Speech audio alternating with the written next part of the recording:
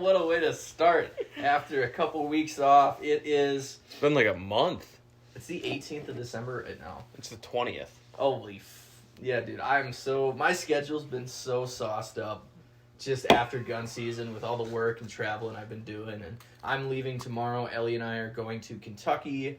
Ironically, Ben just showed up to Wisconsin. And unfortunately, instead of him and I being able to ice fish for a couple days this week, I'm going to Kentucky for a family Christmas at Ellie's family. So I'll be gone all of next week. Sorry, guys. My mother was calling me, wondering if I'm going to be home for dinner. Yeah, those are good phone calls. Not used to having kids back in the house. Isn't that a weird thing? We're at that stage where, like, you don't even know it yet, but 10 years from now, you're going to have your own kids. And, yeah. And they're going to be grandparents. And yeah. And it's like, oh. They'll be coming to our place for the holidays instead of us going there. Uh-huh. Yep. But, yeah, so I'm up here. You're going down there. Yeah. Maybe we'll ice fish next Sunday, or maybe New Year's Day. Yeah, I'm gonna. So you are gonna stay through New Year's? I think so. We'll see, but I think so.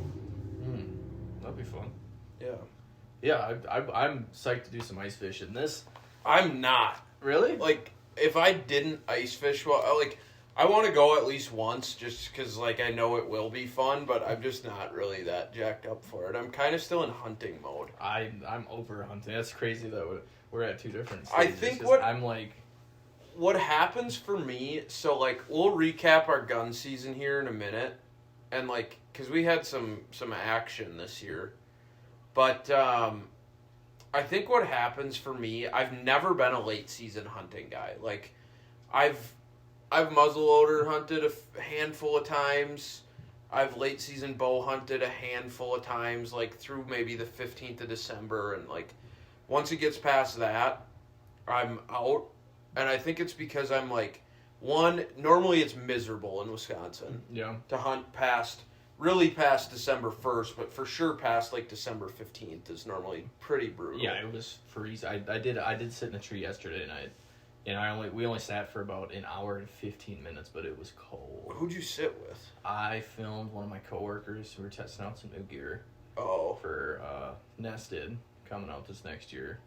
We went on a quick late season hunt, which I want to dive into that after we do this because there's a whole fucking story to this, what happened yesterday, but I'll get into it. Yeah, but so I think that normally plays a factor in it. And then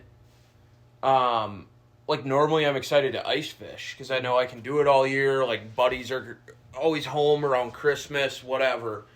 And this year, I think, like, a combination of one, like, living in Kentucky now, their weather now is like our mid to late November is. Like, it's really not that brutal. Like, you know, we still have days that are getting up into the 40s. And then, like, knowing I can't ice fish, I think that's kept me in hunting mode longer because, like, I just hunted last weekend, and like I was telling you, like, I almost stayed so I could hunt this weekend. Mm-hmm. But I guess I had that when I lived in Missouri. I mean, I lived there 2 years, but only one winter, if that makes sense. Yeah. And, like, I didn't really miss it because it was warm during the wintertime, but I did look forward to, we took a guy's trip where I flew out to North Dakota and met the guys that drove out there and just did, like, a 5-day trip. And I was like, that suffice for me. Like, we caught a bunch of fish, we hung out, and had a good time. And, yeah, that's weird because I really, like, never really thought about it. But I was also deer hunting in December because it was, you know, December 15th, it's 50 degrees. And I'm like, there's nobody else in the woods. Yeah, I'm not passionate about fishing like I am hunting. Like, I enjoy it. It's fun. But I don't have the drive to do it. Like if I had to move somewhere where it's like, okay, you can't hunt, like, I would go nuts. If I had to move somewhere where it's like, okay, you can't fish, I'd be like, oh, that kind of sucks, but doesn't really change that much for me. You play golf or something else to fill that void. Yeah, it's not that big of a deal. But, I mean, don't get me wrong, I enjoy it, going out and sitting in the shack and catching fish, but that's the other thing. I'm not that good of a summer fisherman. Like, I mean, I know what I'm doing. I'm not, like, strategic like a lot of these guys. I'm not going out and catching 15 largemouths in a day. You know what I mean? Yeah. And then ice fishing is just so much fucking work. Yeah, and it's cold on top of that. Yeah. So. And I'm more of a go sit in the shack, have it be as much about drinking beer with your friends as it is about catching fish. I'm the Whereas opposite. I know you're the exact opposite. You won't sit in a shack if it's 5 degrees out. No, I feel like I need to be hopping around and chasing fish. Like I went ice fishing. I just don't have that. We went to Big Round the other day, and first time on that lake, just kind of went out there blind. I get to the boat launch, and Dad gets out, Waylon gets out, I get out. My dad's like, "Hey Gabe, throw me my coat." I'm like, "Oh yeah, good idea." So I throw him his coat, lift up the coat, and I look in the back of the truck, and I'm like, "Ah shit, I don't have a coat." So I'm wearing bibs, a t-shirt, and a fucking sweatshirt, and it's 12 degrees with 30-mile-an-hour winds out of the southeast. The boat landing is on the very northwest side of the lake, and the lake is 3 miles across. Like, no wind block, and we only fished, and we walked out probably half mile, but still, like, fucking, in the video I'll post it here this weekend, you can just see the fucking wind is whipping. I've never been so cold, but at the same time, just like, I stuck it out, just fucking, I want to fish. I don't even own a shack anymore. I work at an ice fishing place that makes a bunch of different types of shacks, and I had one, I sold it, because I'm like, I don't really have anything to haul it out. That's the problem, is like, I don't really fish where it's like an easy walk. In the year that we had the snowstorm, where Stadola's, Waylon, and you and I went up north. That sucked. And we walked out 200 yards, and it took 15 minutes to make the walk. It's 2 feet of snow, slush, trying to pull a heavy shack. Like, that ice fishing trip, that day, made me sell my shack, because I'm like, I would rather just carry a tiny sled, a pail, and as light as possible, because I'm always walking. I don't own a four-wheeler. I tend to not like to drive my truck on the ice. We haven't been able to in the last 2 years. So I just travel light. When I was a freshman in high school, Ethan and I were snowmobiling, and we had a winter like that. No, sorry, I think I was in 8th grade. It was that winter, if you remember that winter, we got a shit ton of snow. Okay. You would have been a freshman. Yeah, like, the winter 2013, the one that killed all the deer. Yeah, crazy amount of snow. Yep. So, like, snowmobiling was so fun that winter. And we went back in this little bay on Rice Lake, and it did that where, like, the amount of snow that we had was so heavy, it was pushing the ice down, bringing water up, and creating slush. And he got his snowmobile stuck in that shit. God, dude. And it was, like, 0 degrees that day. And it was it took us, like, over an hour. Neither one of us had rubber boots on. We're just standing in the water. Oh, my God. Like, it was miserable. Miserable. And then, once we got it out, his track was all frozen up because it had gotten all wet. It was so brutal. So, anyways, we should probably get to what we're actually going to talk about, which is gun season. Yeah, so when you drove up to Wisconsin, I took out my wife, and she ended up getting her first buck.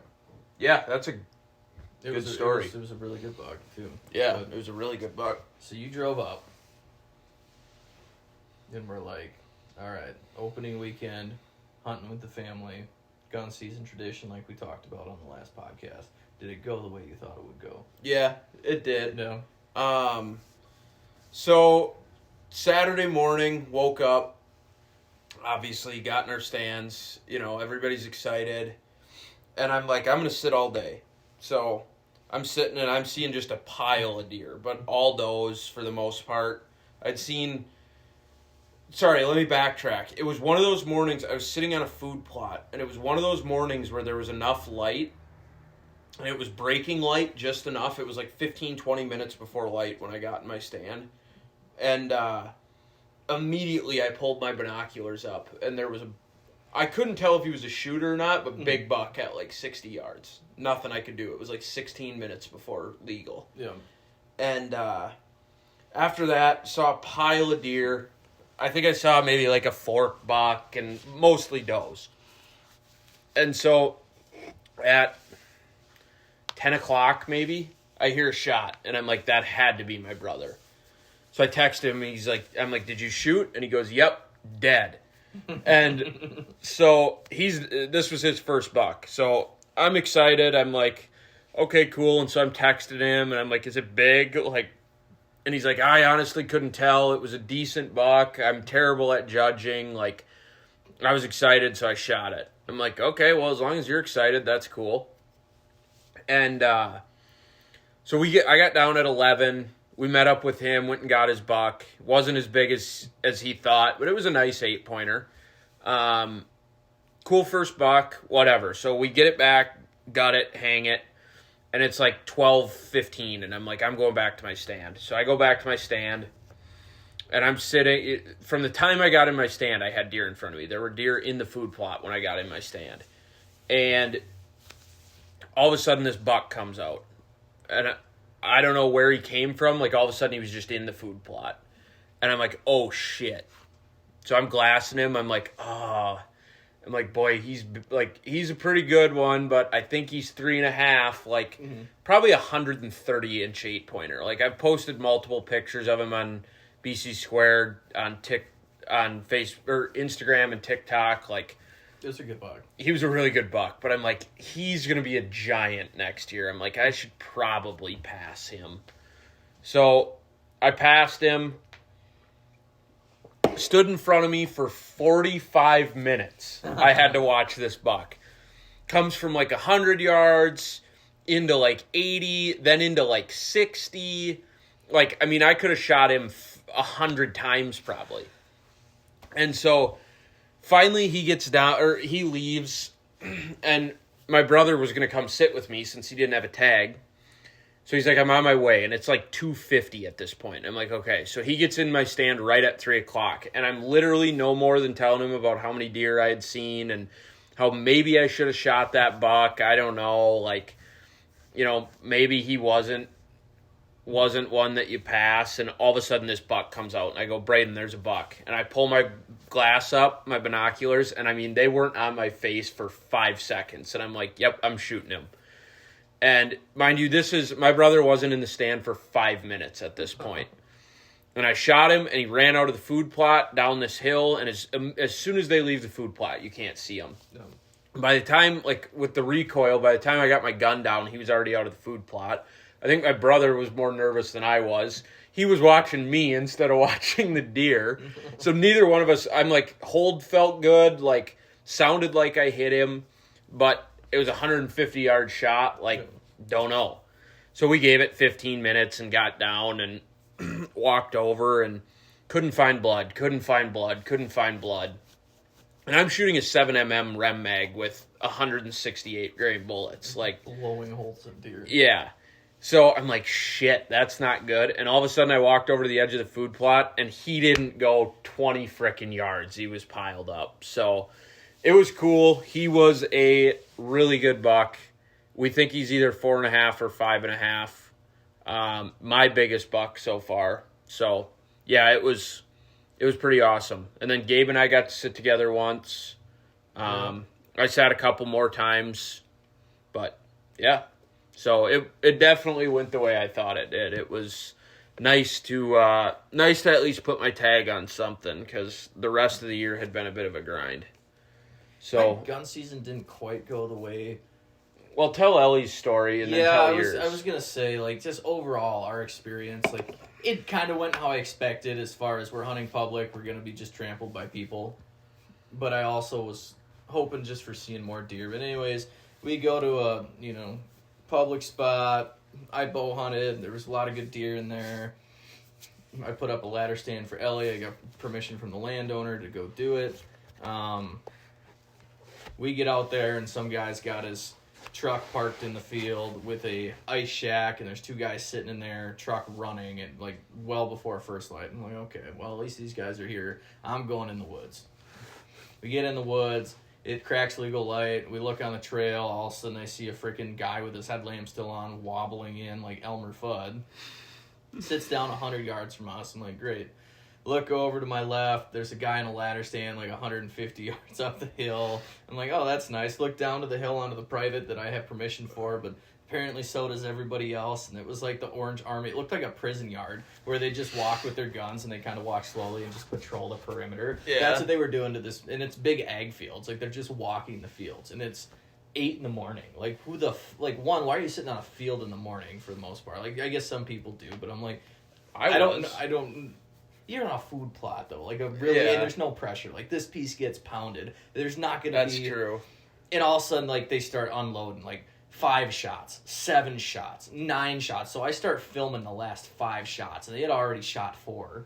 And I'm like, oh, my goodness. Up from the frickin' field comes running up a fawn, and it passes Ellie and I at, like, 80 yards, and we watch it, we film it, and I'm like, I'm like, maybe they were shooting at the fawn, or maybe they shot its mom, but whatever it is, like, they were shooting. And this deer stopped up there, kind of looked down and brushed it off and just kind of ate acorns on the trail. Walked into the bedding area.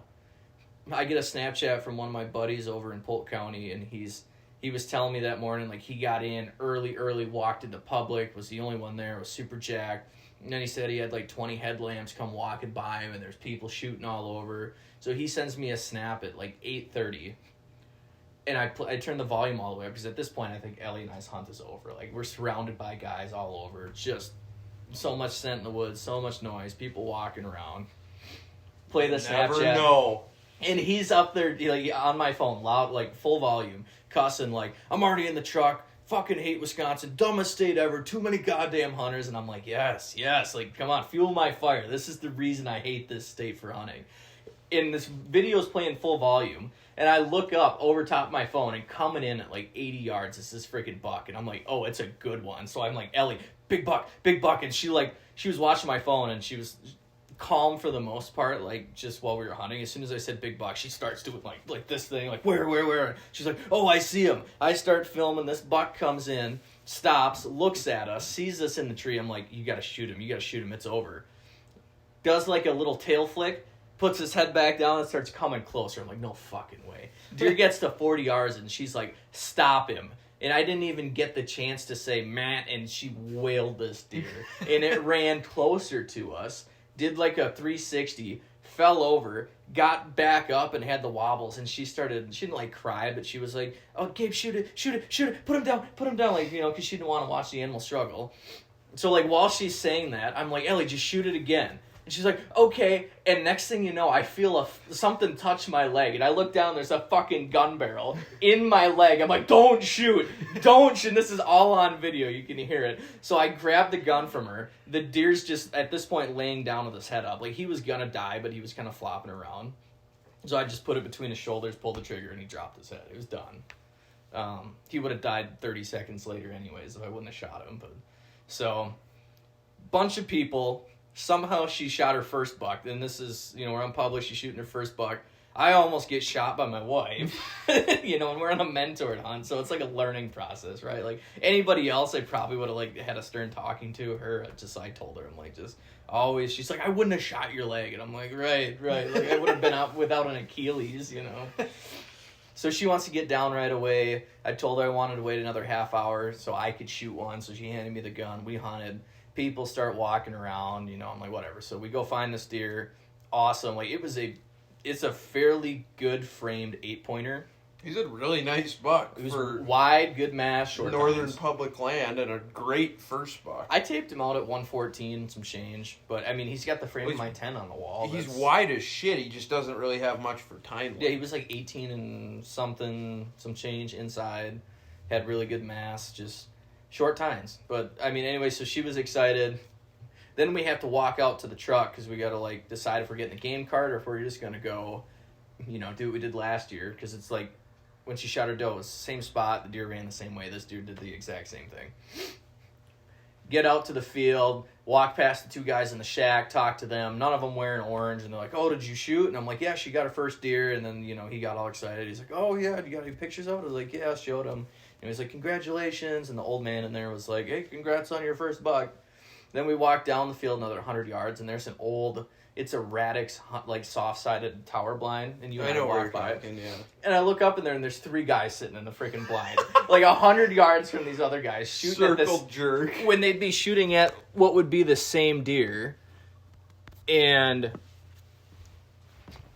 they're like, oh, did you shoot? And she's like, yeah, I got my first buck. And all excited, like, they said it right away as if they were mad, but when she piped up, like, their attitude changed, and they're like, oh, like, congrats, blah, blah, blah. We're like, yep, we're going to go drag it out, but because all you guys are here, you know, there's 5 of you guys here, we don't walk back in front of you. And he looks at me, he's like, wait, there's other people? I'm like, yeah, you don't see the big truck and trailer sitting down the field edge? And they start looking out, they're like, no, we can't see it from here. I'm like, oh my God. Like, and they would have never known, because if they walked in the dark, would have never seen that guy in his truck and trailer. I'm like, so there's 5 people, 100 yards apart, shooting at the same deer on a field edge. Anyways, get back to the truck. We get the deer taken care of. It was all good. And then the next morning, I decided to go in solo into some public, into the Blue Hills.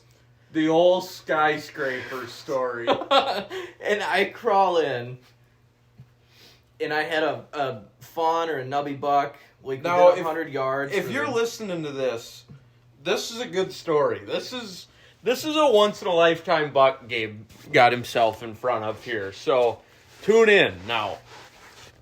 So I'm sitting I crawled up, packed in my nested system, sitting in a tree, and I had a nubby buck at like the first hour kind of eating acorns. He disappeared. It's 8 o'clock, then it's 9 o'clock, and I'm like, oh, I'm kind of getting cold, like nothing's moving, but I'm like, there's nobody else in this woods. Like for the second day of season, like I'm left alone. I'm just going to sit it out a little bit. 9:30, I'm facing the tree. I look up the hill and I see a flash of a deer. And I'm like, all right, here we go. Throw up the scope and this deer's coming right at me. I'm like, oh, it's got a good body. And then I see a rack and I'm like, oh, he's got big beams just like really high up on his head. Like this could be a good buck. Puts his head down, keeps walking in. I'm like, this deer's got no fucking tines. Like what? So I'm looking at this morphodite of a buck and it starts coming in. It's like 60 yards coming closer. I'm like, okay, it's got a fork. Maybe he has a brow tine. I'm like, so I'm thinking about it. I'm like, we were gonna do drives the second week of gun season, but all the guys in the group chat had left, so I was on the fence of whether we're gonna have drives or not. And I thought to myself, if we do drives and I see this type of deer or this deer, I'm gonna shoot it. So I might as well shoot it now. So like, the one of those where you don't get worked up at all. It's just like almost target practice. This deer's at 20 yards, quartering towards walking. I go, man, he stops. Boom. This freaking deer bulldozes and dies in front of me at 10 yards. Well, and you didn't really know what you shot. No, I knew his brows are kind of, or his main beams are kind of like turned up on his head. So yeah, like he looked tall, but I knew he didn't have much for tying. So I'd call my dad from the tree, and Dad's like, "Oh, what'd you shoot?" And I'm like, I don't know. He's a fork or a 5 or a 6. Maybe he's an 8. I get down to him, and I look at this fucking deer, and I'm like, he's a fucking 3-pointer. Like the world's biggest 3-pointer. This thing had like 3.5-inch mass measurements. It had 15.5-inch long beams. It had like a 3-inch fork, and the other side was just a beam in a brow. We scored him at like 72 inches, and he's got 3 points. 72 and 4/8 with 3 scoreable points. Like, so tell him about how he got his name. Tell him the next part of the story. So I leave the public spot, and after I got Ellie helped me drag this thing out. She met me in the woods, which was awesome. Wife material. I got it out, and I hanged a nutsack. Mind you, this deer's like 220 pounds. It's a fucking unit. Hanged the nutsack on the gate, and I took a video for TikTok, and I'm like, nutsack on the gate so everyone knows I'm here. Went viral instantly, like 300,000 views overnight. I look at the comments, and somebody like named the spot. He's like, oh, is this such and such in this county? And I'm like, crap. So delete the comment, message this guy. And I'm like, how did you know? And he's like, oh, I live right there. We own the neighboring property. So he starts messaging me, and he's like, I'm just curious to know which buck you shot. We got 2 really big bucks we've been after. Just want to know if you shot one of them. And I'm like, probably not, unless your buck looks like this. Send him a picture, and I can see the typing, like the bubble pop up. And he hits me back, oh, you shot Skyscraper. We've had that deer on camera for the last couple of years. Bad genetics. Good kill, though. And I'm like, I shot a deer with a fucking name? Are you kidding me? They called it Skyscraper because it's just one of those deer. And if you're curious what this buck looks like, go look at Gabe's profile picture on Instagram. Yeah, dude, like it doesn't do it justice. Like I showed. No, if they've had pictures, that deer had to be 3.5 at least. At least, like it was a big bodied deer, and his hooves were all worn down, and he was just. His and for teeth somebody were worn to tell down. me that they've had him on camera for a couple of years, like whether he's 3, 4, or 5, like you get out into the Blue Hills. Granted, we weren't super far from ag. Like there is some ag fields, but like I don't know. It's a unique case where like. Is there really just cases of that bad genetics? Or did that deer get shot like 2 years ago and just like... That's the thing. He could have got hit by a car. He could have got gored at one point. Like, yeah, and I'm... So... Was his nutsack okay? No, his nutsack was fine. It was big, dude. He had big balls. But it was like... Big body. And I took it to Louis to drop off and get processed. I didn't want to mess with it. I dropped the tailgate, and the kids are like, well, that's a big deer to not have much antlers. And I'm like, yeah, tell me about it. I'm like, it had the same mass as Ellie's deer. It just didn't score, hardly anything. But I don't care, dude. If you guys could see this deer, like, I've got a picture of it next to one of the Euro mounts Gabe has on his wall of, like, your very typical 8-pointer. Like, a buck we all would have killed to shoot growing up. Mm-hmm. Like, what is that, It's like 510-inch 8-pointer? Yeah, that's probably. But he's a solid deer. He's not very wide, but he's got solid tine length. I've got a picture of Skyscraper next to this deer, and they're both the same width. Like, and the same mass. Similar beam length, like just no tines, nothing, dude. Just a good deer to get out of the herd, as the neighbors say. Yeah. Stop him from breeding. And but his main beams too, like, you know how most come to like a point at the end? Yeah. His were like a club. Yeah, they were like bladed out. They were literally clubbed. It looked like he was part moose. Oh my gosh, that is funny. So we all punched tags this year. Ben punched his buck tag. Ellie punched hers. She thinks hunting is too easy. She told me that because she sat twice now in her life and killed a deer both times. I shot a buck, and then we attempted to do deer drives the rest of the week, and we only had 4 people show up. But we kicked out deer every sit, but nobody got shots off, and that was honestly the end of my bow season up until yesterday. Oh, that's right. You wanted to tell this story. Yeah, let's hear it. So originally I was going to have a week-long photo shoot, fly in a team of content people, because we're launching some big new SKUs for next year. The product testing kind of didn't go the way we thought it was, and we're like, all right, instead of launching this next year, let's make sure the product is right and just delay it, so I canceled the photo shoot. But we still have some other products that are good to go, so I was just going to go hunt twice. Like with 2 of our engineers, just go on a hunt, take pictures, take photos, just so we have, some content. So yesterday night, it had just snowed 3 inches up here all morning. The snowstorm just got done, and I was telling Jeremy, I'm like, this could be a good night, like post-storm, like there's going to be deer coming to this cut cornfield. And we were on public. And we get to the parking lot, and it's late. Like, he didn't get off work till 2. Mind you, it's dark by like 4:30. Yeah.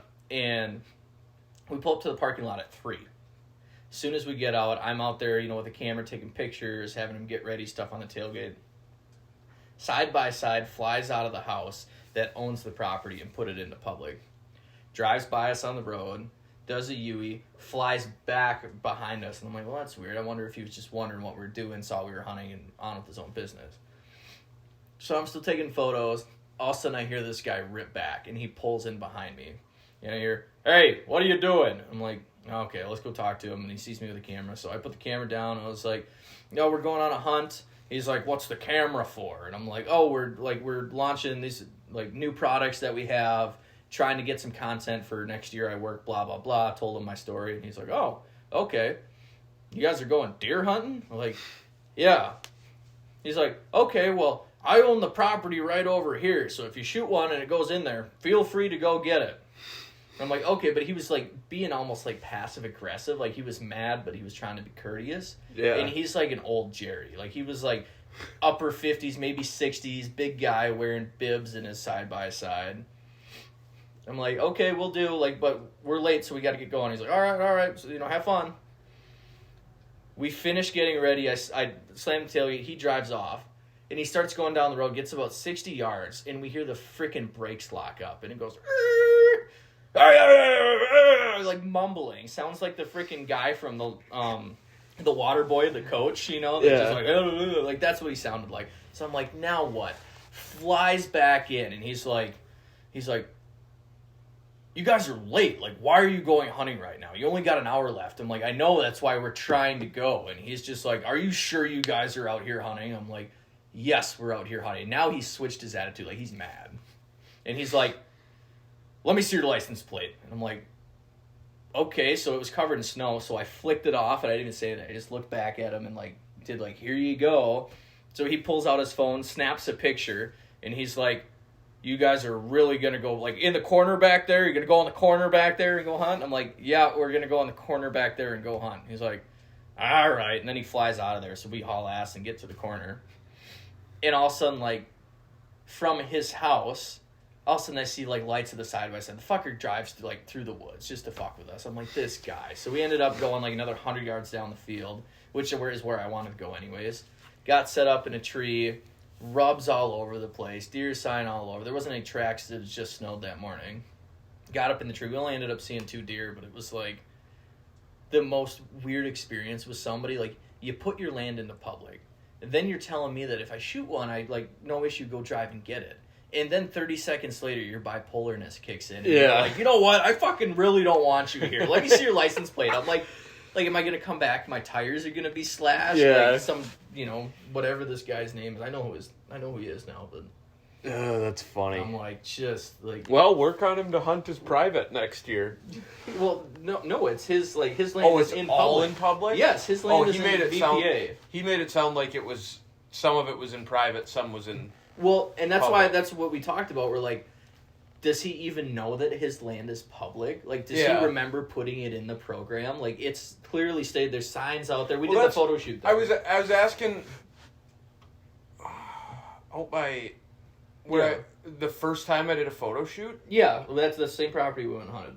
I thought that was a piece Levi had private permission on. No, that was... No. Where you and I sat opening a bow last year... on my private across the road.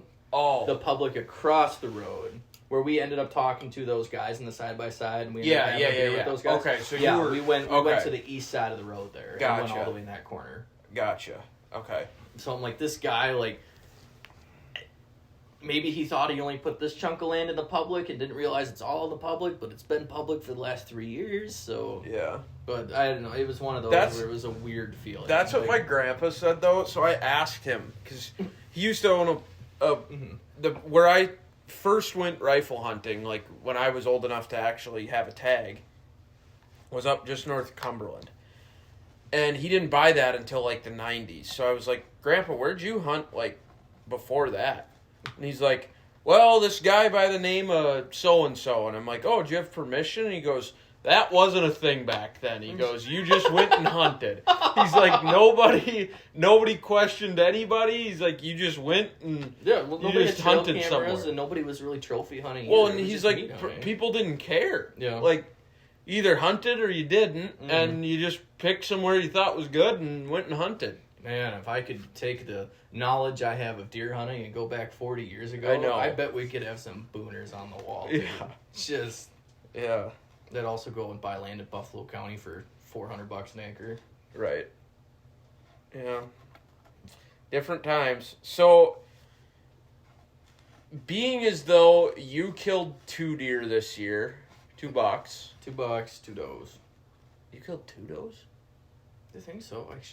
You shot the one through the ear. I shot the one through the ear. No, I didn't. Just the one doe, because I was going to say we have 4 deer total. Yeah. Because I shot a doe, I shot a bow buck, I shot a gun buck, and Ellie shot a bow buck.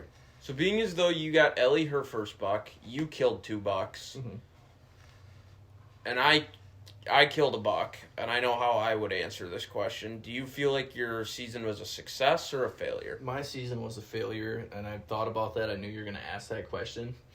My season is a failure to me because of the expectations I had. I aspired to kill big deer, and after I hunt, and I hunt, and I hunt, and I don't, like, I'm not seeing, I haven't even had trail camera pictures of a caliber of deer that I wanted to hunt. I haven't had personal encounters with the deer I wanted to shoot. Is ended up why I shot that buck November 1st, even though after I shot that deer, I kind of had, like, I wouldn't want to say I had tag regret. Like, I'm glad I filled the tag. I don't feel guilty about it, but it's like, I want to shoot big caliber deer. And you can't do that if you fill your tag on little deer. And I thought back to it, I'm like, I hadn't punched my bow tag in almost a decade in this state. I think it was 8 years for my archery buck. And I'm glad I shot the deer. You had a couple struggles, too, with, like, sealing the deal, which I have, too. I just had one not that long ago. So I think to kill that one and, like, have it be a clean kill was probably a good confidence boost for you. And I'd been to North Dakota twice, didn't tag out. I went to Kansas after I shot that deer, had a terrible, just hunting experience trying to get on big deer. The worst part is for me is because I work in the hunting industry, I always compare myself to the people I know. And these people are killing big deer. I know a lot of guys that do it on public land, killing big deer. I get a lot of partners and buddies that are killing booners on their, private farms and stuff like that. In the back of my head, though, is that nobody's doing it where I live. Like, the guys killing big deer on public, they're in Iowa, they're in Missouri, Illinois, Indiana, Kentucky, Ohio, Kansas, and I post my picture and a couple people are like... on public. And they're like... Not around me, anyways. What, you just, like, why'd you shoot that deer? I'm like, I busted my ass. Like, I promise I have more sits. Like, I'm in the top 5 percentile of number of sits I had this year. Number of days spent in the field trying to hunt. And I did a lot of scouting. It made me realize that I'm going to change my tactic next year. I watched the Seek 1 video of Lee Ellis hunting his crazy deer out in Ohio. And how he did it. He started in January, like, glassing and then cameras. And, like, that's something I've never, like, typically I don't really scout until June or July. I'm like, this year I'm going to have every camera I have out in the woods at the beginning of May. I'm going to do it during turkey season. And start finding, I'm going to cast a wide net with cameras in, like, one piece of public. Go check them at the end of the month of May. If I have deer developing or a buck developing that I'm like is good, I'll try and hone in on that deer. If it's a bust, I'm going to move and give myself time to fail in that area. And then apply, like, go out, pull all the cameras, go to a different area, and keep casting nets. Because I want to find one deer. I've never done it. I want to find one deer that I really want to kill. Maybe 2. I have an A and a B on public. And just spend all my time trying to kill that deer. I had mine this year. Never caught up to them. And, like, I've always blipped pictures of deer, but I've never felt like I've hunted that deer. Like, I still have other spots where I'm like, I could go here. I've never been at a point in my hunting career really until this year where it's been like, I'm going to pass a 128-inch buck, and, my number one's this giant. I've always been like, okay, there's a really good one on camera, but there's a decent one on camera too. I'd probably kill the decent one. Now I'm finally to the point where it's like, okay, I'm after the biggest deer in the area, I'm going to set my goal for next year right now, and it's been on my mind, is that I want to kill on public in Wisconsin, I don't want to say north of Highway 8, within 4 miles of Highway 8 or north, 145-inch deer. And I'm going tag, like, eat the tag or not next year, because I filled it this year. Like, I don't need to just shoot a deer to shoot a deer. Yeah. I could do that with a gun. For some reason, gun season, I don't care. It's just to shoot deer. See, gun season has gotten more and more fun for me and I know you're gonna say it's because of where we've been able to hunt the last couple of years, but like that gun hunt I went on in Kentucky. You still had a blast. It was a blast. Even though I only went the first morning, that was so much fun. Like, I would think it'd be fun for you, and if we could figure out a way to make it work and justify you buying a $300 tag, it'd be fun for you and somebody else to come down, and we make like a long weekend. We go down and scout one day, and that was a blast. Mm-hmm. That piece of public's cool. I would even consider if you would be up for it, like driving further west, like maybe an hour and a half or something, and just try and camp for 4 days or something. Well, it's just if you were going to do it that time of the year, that's what's nice. That's what I was thinking about was nice about that hunt is it's at a time of the year where you're not missing being somewhere else. Correct, yeah. You know what I mean? And what's hard is it's a quota hunt. So it's only that piece of public or that piece of public and the other one attached to it. So, like, they don't all have quota hunts. That's what's hard. So, but yeah, we could look at it. I mean, I honestly thought that was a blast. And I had never been to that piece. I literally picked a spot on a map, walked in that morning. That spot didn't pan out. It was taking me too long to get there, and so I picked a different spot on the fly and saw a couple deer. And more deer than you had seen most of the year. Yeah. And who knows, if I'd have set up 20 yards up the hill, I might have killed one. I don't know. I had an unknown that was a bigger bodied deer come in. I didn't even have my gun in the tree yet. It was like 2 minutes after light. So I think it could have been a buck. But so anyways. If we want to forecast to next year, I don't want to say I had too many tags this year, but for the time that I had too many tags. It's hard when you don't have enough, and it's hard when you have too many that you can't zero in on one thing. I had 4 tags. Next year, I'm not going to go to Minnesota. What I am going to do is I am going to draw that Wyoming tag, which I don't want to say it's a guaranteed, but for the unit it is. It's so easy, and you're not going to kill a giant, but you're gonna kill deer, and that's mid-October. I have hopefully what I think is enough points in Iowa to draw my bow tag, and I think that's what I want to do. And if I don't draw, I have 2 tags, and that is what it is. I can focus on Wisconsin. Otherwise, 3 tags max next year, and it would be, hunt Wisconsin as hard as I can in September. October, you get the first weekend. The next weekend would be my Wyoming hunt, and then all of end of October, November, I would just try and take as many 3-day weekends to Iowa as I possibly can, and throw all my eggs in that basket. But that's my plan for next year, and but if I don't draw the tag, then I don't have to worry about it. Yeah. But the hard part is that like Wyoming's tag and Iowa, they both do like May 31st, so you have to apply for both to give yourself a chance. I only have like a 60% chance of drawing my Iowa tag. So, but my luck, it'll be like, oh, well, maybe I won't draw, but I'll just try, and I'll get both tags again. Yeah. Which it is what it is, but I don't know. I'm set that I'm tired of waiting on Iowa, because every year I wait, it just keeps getting more expensive, and I'm going to bow hunt Iowa once, and then after that, I will go gun hunt there every other year. Yeah. I watch the hunting public videos during gun season, and it looks so fun because they go down with, you get buddies that come up, and most people don't realize that, or maybe it's not talked about, but anywhere in the state of Iowa, you can draw a gun tag at least every other year, if not with 0 preference points. And it doesn't have to be shotgun. You can choose first shotgun, second shotgun, or late season muzzleloader. Oh, really? I think I would go late season muzzleloader. Late season. I know a guy that went late season muzzleloader every year. Mm. We played college golf together, and he has killed a couple of giants there. Yeah, and everybody's done hunting. Yeah, but you're talking their late season muzzleloader is Christmas until like the 3rd week in January. Yeah, which, nobody's in the woods. So even in Iowa, it gets cold. Yeah, it's not like you're not probably seeing negatives the entire time, but single digits to teens and 20 degrees. Like that's what we're used to here in December. But if I was gonna go solo, I'd draw a muzzleloader tag. If I had a group of like 4 or 5 guys that were like, oh, let's go hunt, I think I'd do a shotgun hunt just so we could do some drives. And yeah, I didn't know that about Iowa. Yeah, no, bow hunting, it's like, I've been waiting 5 years, and I thought this was going to, this is hopefully my year, but if I don't draw, that's 6 years on a bow tag, dude. Yeah, like, that's a long it's time. It's $80 a preference point. It's like $800 for the freaking tag or whatever. Like, you're going to have well over $1,000 into a whitetail, not including the gas and time.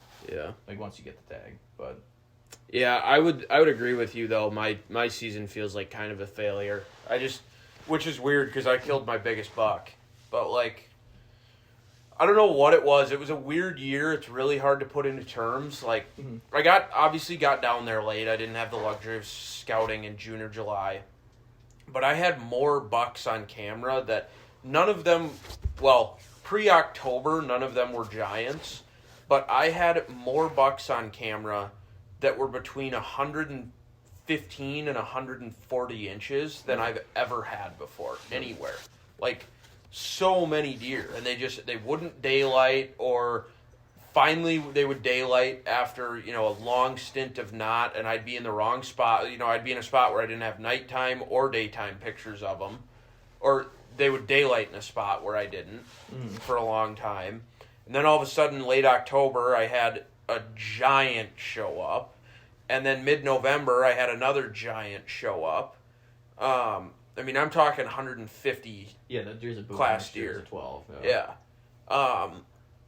And I never saw that many deer. No, you went so many sits where you were jacked up, and we were talking about the game plan. Ben would call me. We'd be on Onyx together, sharing pins, sharing screens over FaceTime, talking about a game plan. And like, okay, you're going to see deer. Like, the spot's too good not to. And then he'll sit, bunch of deer sign, no deer. And this happened how many times? A dozen? A ton. And it was weird. So this piece where I had the majority of these buck pictures was like 300 acres. 320 maybe. Mm-hmm. And just like over the course of the year, I told you before I went and sat Saturday, I'm like, okay, I'm going to go to this spot because it's the one spot I haven't gone. Like, I've sat in every region of this piece, and like, it was all just the same. I don't know. So, as far as next year goes, I don't know what I'm going to do. We need to talk about Wyoming, if that's still an option for me. It is. I would like to go, but part of me also just really wants to kill something in Ohio or Kentucky and like put all my eggs into that basket for a year. You only need 5 days. Season opens October 15th. At the end of day 5, we'll have 3 tags filled. Yeah, that's true. Can't promise they're big, but we can go out and shoot deer. Yeah, that's true. But my main goal is to focus on finding some private to get permission on. As far as whether I prefer it's in Ohio or Kentucky, I don't really care. I don't think private probably makes that much of a difference between the two. Oh, sure. But if I don't get private, I'm for sure hunting Ohio next year. I'll keep the Kentucky pieces in my back pocket just because I know there's a couple of big bucks around. I just haven't figured out how to hunt them. So, I would think with some of the how you describe some of that stuff being so thick on top of those ridges, like maybe in March, dude, just go like blow up the spots that you wouldn't ever want to walk in with a stand on your back. Like when it's just you, like, and see if you can find a lot of beds. See if you can, because I'm like debating if like those deer on your cameras are passerbys where they're just showing up from somebody else's property, going through the property, or if there's actually a spot there where deer are living. I think there's gotta be They a would spot have where to they're be. living. Yeah, that's what I'm saying. I'm like, I don't think you found it yet.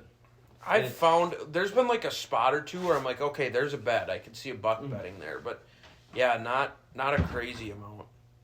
But well, should we wrap it up? Yeah, that's gonna wrap up this December podcast. So we'll have this posted. You guys have yourself a Merry Christmas. Happy Hanukkah. Yep, Happy Hanukkah. I gotta piss so freaking bad. You can wrap this up. And yeah, maybe if Ben and I get ice fishing before New Year's, him and I will be able to maybe talk about a little fishing podcast. Otherwise, this coming winter time, as much as we can get together and do some podcasts, we'll probably talk some strategies, maybe do some shed hunting, some stuff like that. But thanks for listening. We'll see you guys next time.